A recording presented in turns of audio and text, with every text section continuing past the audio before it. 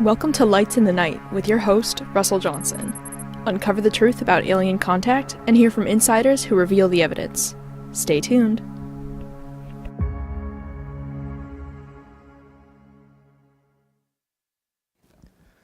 Hey, good afternoon. Russ Johnson here. Hey, we have a lot of guests in the studio, and we have a guest on the telephone. We got Danny. She's a student here in the university. She wants to be star of stage, screen, and television with us. And so Freddie Santori, he's How are the you, Russ? executive producer. Sally, she has her own program. Hi. Call me Zena, Sally Bernard. And I'm here with a guy he's brilliant. This gentleman, Norman, he's brilliant. He has his own website. And Norman, what is that website? I'll keep forgetting. Norman, you there?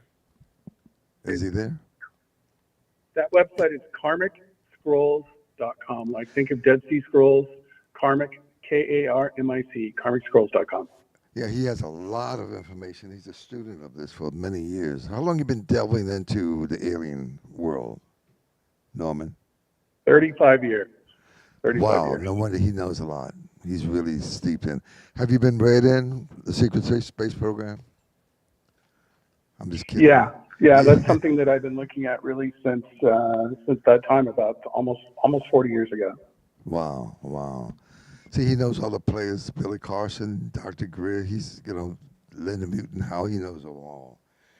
He's a researcher, so he has the kind of information that we all need. Listen, we want to point up about people, this is basic 101 for us. I'm going to keep it soft and easy and slow. That's it. We have Danny. Do you think Danny has been abducted? She's got some interest in all of this. Norman? Yeah, I think that my perspective on the abductions and the UFO activity, alien activity, is going to be controversial, and it's probably going to be provocative and may trigger a few people. But one of your previous guests, I think you had him on a couple times, George Green, who was contactee of the Pleiadians. I worked with him back in the 90s, and that's where a lot of this information is coming from. Wow, well, you got a lot of information. By the way, he has a website that's still up, but he left us about a year or so ago, and that's nohoax, HOAX.net. So you can go and see some of George Green's material, or you can Google him and pull down some of the things that he has talked about. He was a multi-millionaire. He traveled all over the world, and he was a builder. Tell a little bit about George Green. George Green came to me and met me at my home back in maybe 1990 and, gave me his entire story. And I kind of already heard a lot of it, and especially through the publication for which he was the publisher at that time, which were the Phoenix Journals, a series of books transmitted by the Pleiadian Galactic Federation of Light to Earth, nearly 200 journals during the time he worked with them. And the most interesting aspect of his story, despite his business success, was his work at Edwards Air Force Base. And he was definitely connected to these groups that he was talking about. So he had direct knowledge of what was going on with them. Did you know Jillian, the lady he married from the UK, who's a clairvoyant? I never met Jillian. His wife at that time was Desiree Green. Oh, I did Desiree, meet her right, several times and spoke to her. I went to their home and spent some time with them. But I am aware of Jillian, and I have her book, The Violet Flame, and Other Meditations, which was published by his publishing company, America West. And that ETA, that book too. But anyway,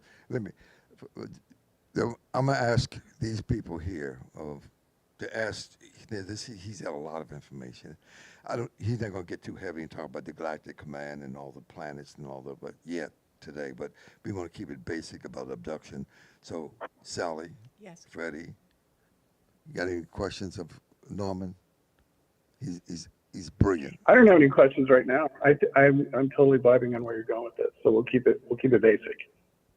Okay, A question, buddy. mind. Hold the mic up a little close. I don't have a current question in mind. I want to just keep hearing more about the Abduction. perspective of that. Okay. I got a question. Oh, you want to go first? No, go ahead. I got a question. Sure. Recently, people are talking more and more about abduction. I don't know if it's something that's going around. I don't know if more people are getting involved or they're just less afraid to say things. Well, I wanted to ask him, why is it all of a sudden, I can't open up anything today without reading about, including the U.S. government, about abductions and UFOs. okay. Norman, good question. What's happening?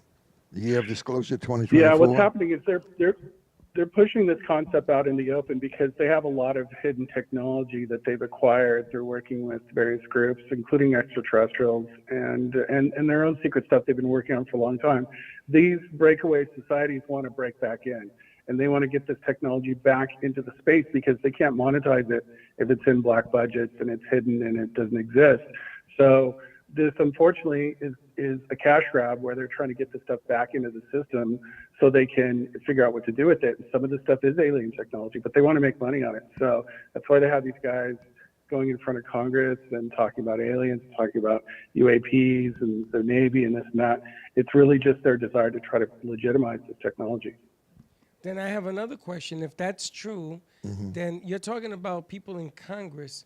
They know what's going on. They don't know what's going on. Very little. So they're being approached by I don't people think that do? No, many of them are like us. They don't know very much because what they did in 1947, and Norman can address this, when they found the crash, Roswell, New Mexico, Truman was in power, and he put together an agency called Majestic 12, and he'll tell you about that, and also put together the CIA in the same year. So tell him why he put together and what happened when Eisenhower was elected in 1952 and all of that.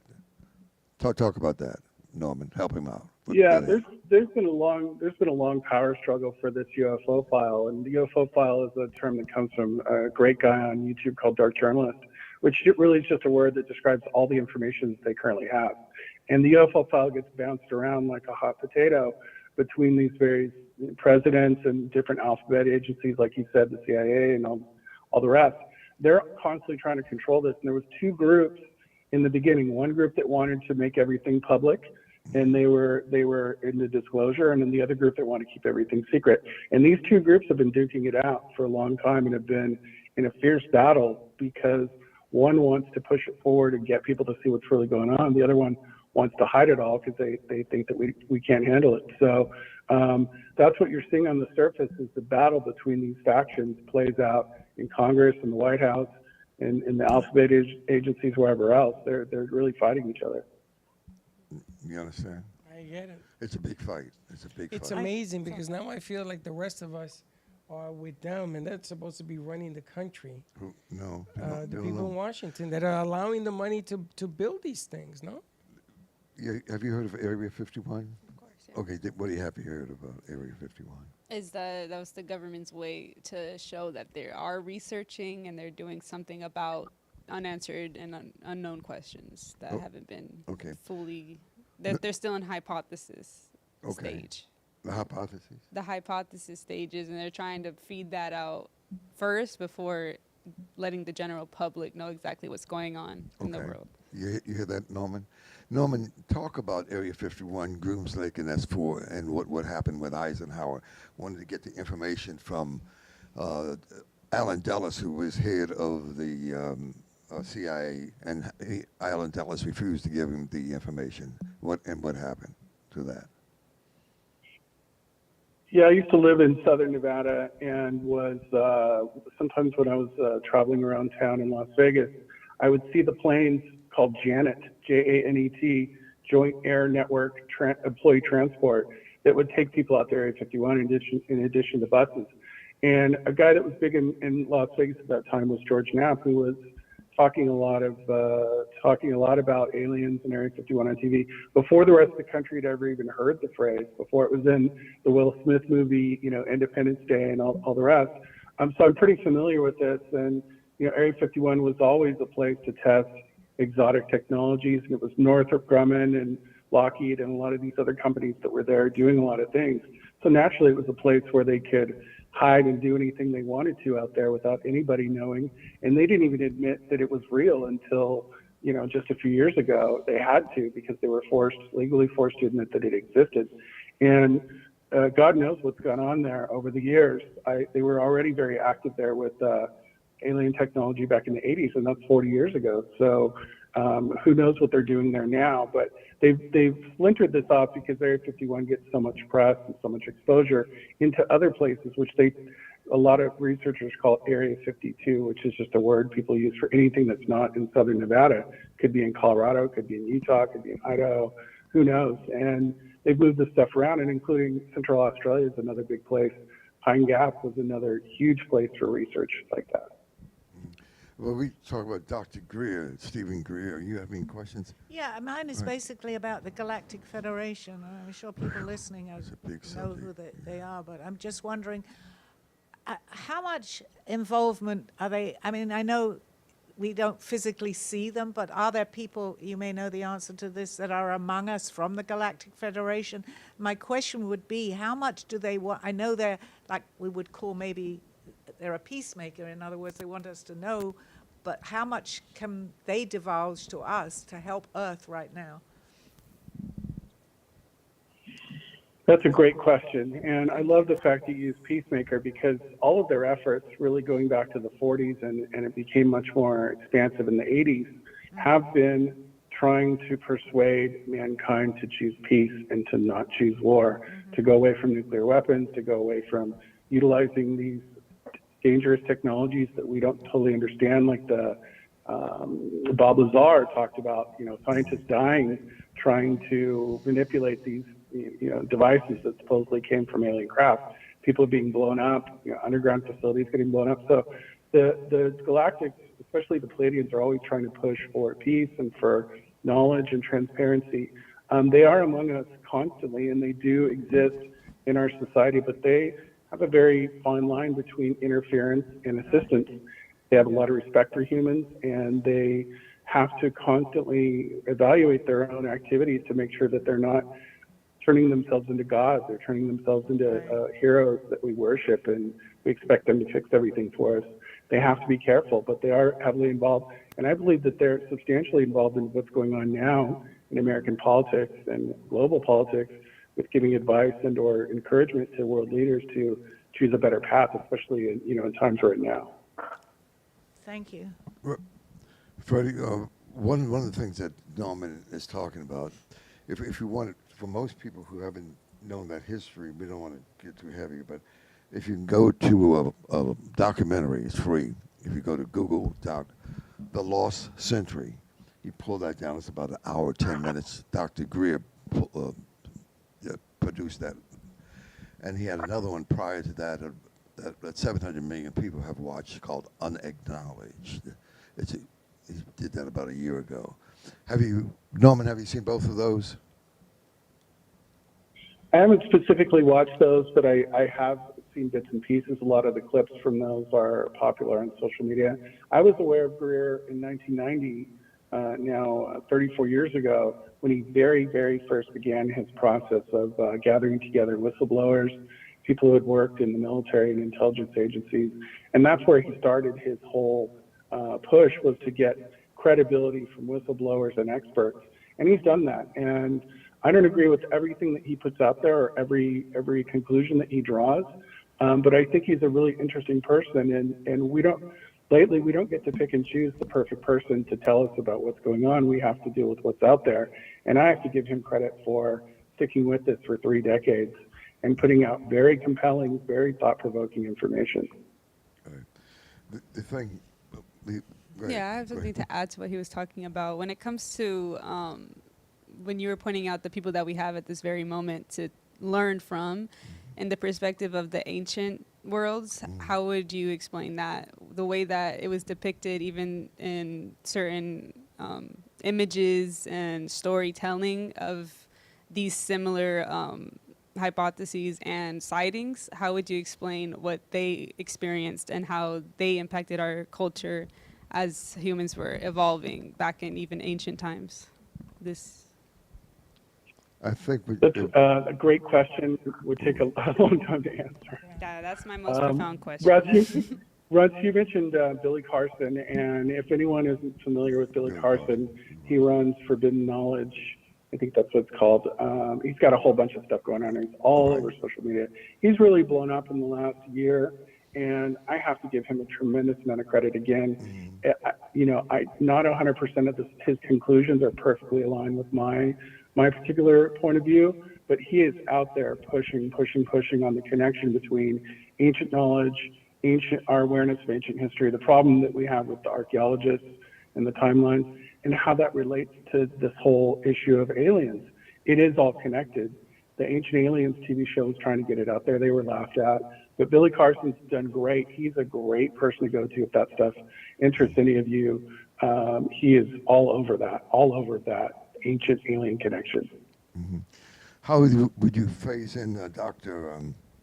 Zachariah Sitchin? I was just going to ask, you read my mind about Zachariah Sitchin. Right, go ahead. That's so strange. I'm sorry to interrupt. My next question was, Zachariah Sitchin and his teachings, for me, I found amazing when I first started to understand this. And I was just going to recommend him. Mm-hmm. Okay. I also want to remind people that this show is going to be airing tonight on South Florida Oldies, 95.9, 106.9, 95.3, and 96.9. You can also write in any questions you want on social media. You can call the studio, 888-994-4995, Studio A. But if you leave any questions on social media, we will get back to you to get some answers, because people usually have a tendency of doing it afterwards. Some people might want to be on the program. Then somebody has said, but I was abducted, or I'm a contactee. See, people who are abducted, that's one group of people. Then the others are fortunate, I think, like George Green was. He was a contactee. They came and sat in front of him and said, George, we got a job from the Pallades. Talk about that, Norman. This is an amazing story, and I do want to get back to Zechariah Sitchin and people like Eric von Daniken, who were the pioneers, but let's look at George Green. So his experience is really interesting. It builds on the sightings and the experiences of one Edward Billy Meyer of Switzerland, who in the 70s had prolific contact with the Palladians. He took a lot of pictures, which are very famous or infamous, depending upon how you view him. He's got attacked a lot. And his writings are prolific. I mean, hundreds and hundreds of pages from the Palladians, giving all kinds of cool information about our lives and our future and our past, and how to do better as humans. And so 10 or 15 years later, here comes George Green in a new kind of program called Earth Project Transition, which basically became the Phoenix Journals, which were, like I mentioned, about 200 books, one a month, that were put out by a wonderful woman named Doris Ecker, who went by the name of Dharma. And she transcribed this stuff from the Palladians, 100-plus page book a month for nearly 10 years. I have dozens of these, and people can get them online. You can download the PDFs and look at them for free. The Palladians, through George Green, built upon what they taught Edward Meyer in Switzerland in the 70s, and built upon that narrative to really come up with very, very deep, comprehensive ideas, way deeper than just the ideas we're looking at. I won't get into all that. But the contact was, again, benevolent, peaceful, teaching, guidance, and they believe that our distant ancestors are their distant ancestors, so they are kin of us.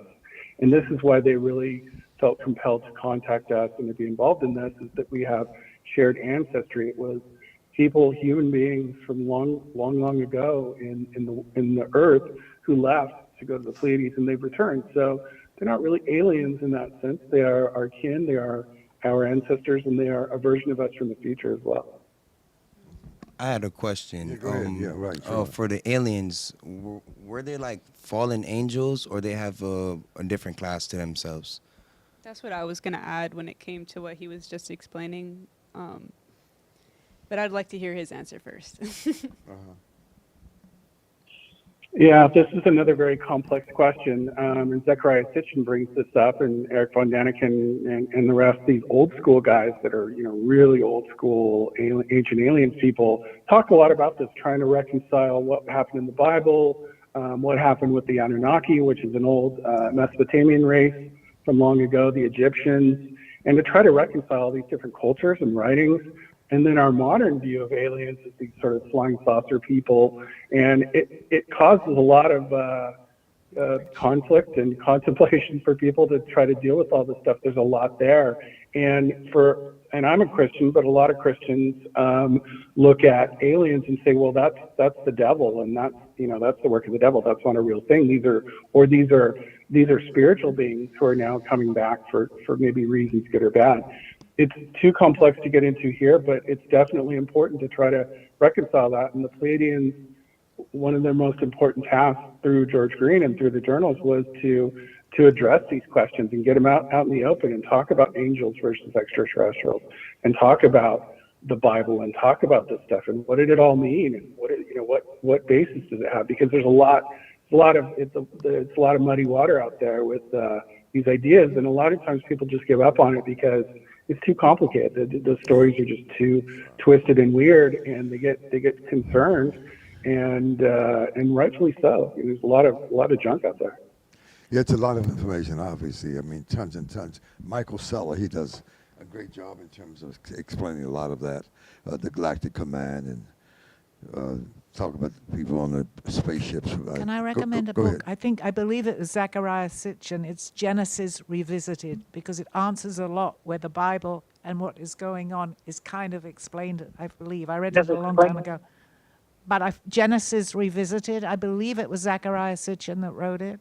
Am I right? Well, yeah, the 12th Planet. That's the 12th Planet, That's too, yeah. Sitchin. But I think it helped me in the very beginning to understand a little bit more. Whereas if you're reading the Bible, I'm not really that religious, but I could see the connection. Let's talk about abductions. I have one more question. I was saying, from back in the day, we had powers and whatnot, and Wi-Fi and Bluetooth dumbed us down. Was that us that built the pyramids, or did aliens come help us with that? Ooh, it's a perspective. Question is, are we prepared to get the answer?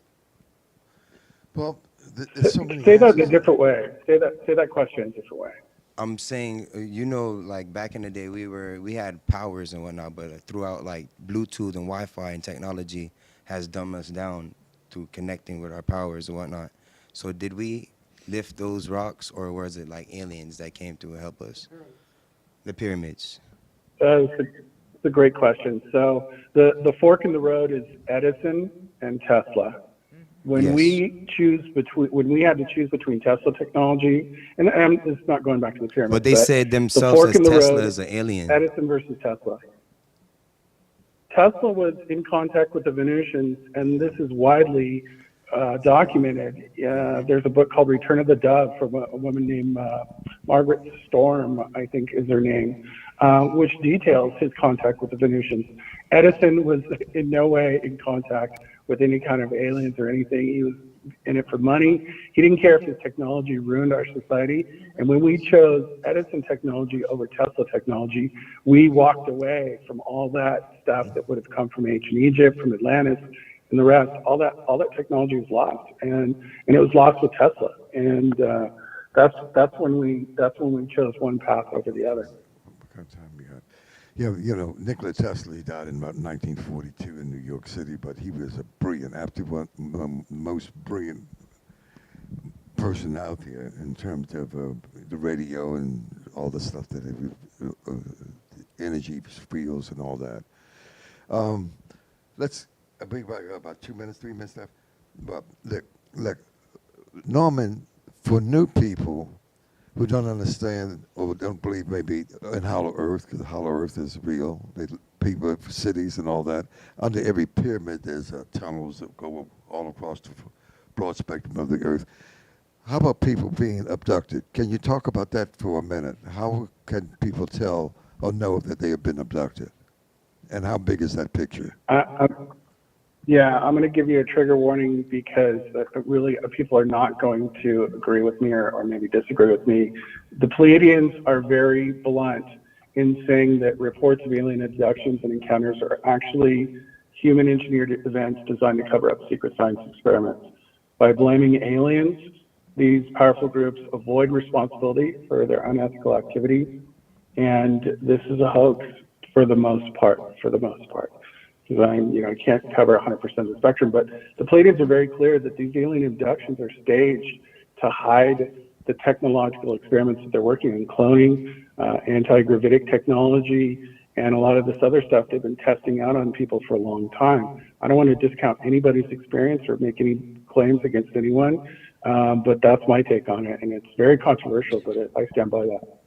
If we're going on the controversy of opinion, I do agree with you in a sense. I've never particularly heard that perspective, so that's a great thing to say. But in my perspective, when it comes to abductions versus people that talk about astral projection and spiritual connectivity, there's a totally different feeling is what they get. So if your perspective of being abducted has to do with government cover-ups, it's true because people do feel differently when they tell the story of how they were abducted versus people that have spiritual astral projection processes. They feel like, oh my God, I learned so much through this. Okay. It's this difference of fear and expansion. We need a part 2 to this show. That's part 2. That's part 2. Next week we'll continue with abductions and get some specificity about what's going on. Absolutely. You want to close it out? Yes, again, you can reach out to Russell. We're going to be playing this show tonight on the radio. You can reach out to us. We'll answer whatever questions. I think the concept here, and she's a newbie, I already feel like I'm going to school learning. Yeah, she's good. Yeah, she's probably been abducted. But anyway. I think she's done some. I think she has studied a little. I can find out. But that's what I know. We're about to end the show, but personally, when it comes to that, it's being profound and seeing what you have felt and using that as your knowledge versus what he was saying, the perspective of maybe being abducted for testing. I feel like people talk about different feelings versus that versus a spiritual connectivity. All right, say goodbye. Part 2. Hey, folks, thank you very much. We hope we didn't confuse you. Next week, we'll be right here for part 2 of abductions, cattle mutilations, and all of the above. And thank you. I really appreciate you guys being on the program today. Thank you very much. See you next week. Same time, same Thank you for joining us on Lights in the Night. Keep your eyes on the skies and stay curious. Until next time.